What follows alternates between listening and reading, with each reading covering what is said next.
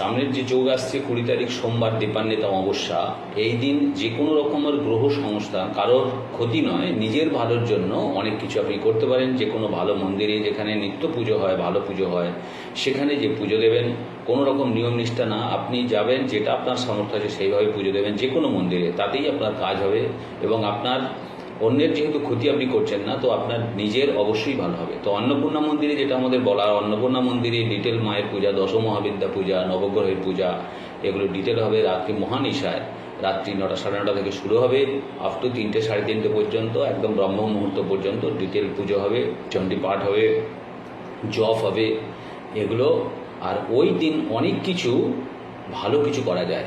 দীপান্বিতা অমাবস্যা 4টে যে মহারাত্রি রয়েছে, তার মধ্যে এটা একটি মহারাত্রি। তো এই মহারাত্রিতে জাগরণ এবং মায়ের পূজা অনেক কিছু ফল দেয়।